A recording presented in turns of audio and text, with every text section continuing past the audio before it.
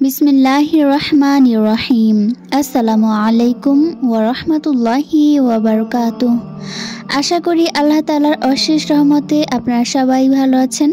আমিও ভালো আছি আলহামদুলিল্লাহ। ইমাম গাজালি রহমাতুল্লাহ আলাই একবার একটা গল্প বলেছিলেন। গল্পটির মধ্যে রয়েছে অত্যন্ত শিক্ষণীয় কিছু বিষয়বস্তু, যা প্রতিটি মুসলমানের শোনা দরকার। তাহলে চলুন আর কথা না বাড়িয়ে গল্পটি শোনা যাক। এক ব্যক্তি জঙ্গলে হাঁটছিলেন। হঠাৎ দেখলেন এক সিংহ তার পিছু নিয়েছে। তিনি প্রাণ ভয়ে দৌড়াতে লাগলেন। কিছু দূরে গিয়ে একটি পানিহীন কুয়া দেখতে পেলেন। তিনি চোখ বন্ধ করে কুয়াটির মধ্যে ঝাঁপ দিলেন।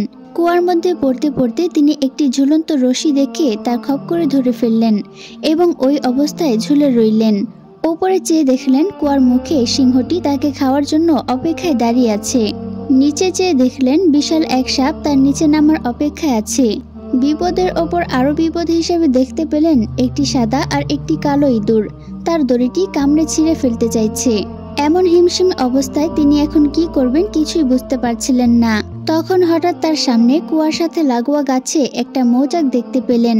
তিনি কি মনে করে সেই মৌচাকের মধুতে আঙুল ডুবিয়ে তা চেটে দেখলেন। সেই মধুর মিষ্টিতা এতই বেশি ছিল যে তিনি কিছু মুহূর্তের জন্য উপরের গর্জনরত সিংহ, নিচের হা করে থাকা সাপ আর দড়ি কাটা ইঁদুর দুটির কথা ভুলেই গেলেন।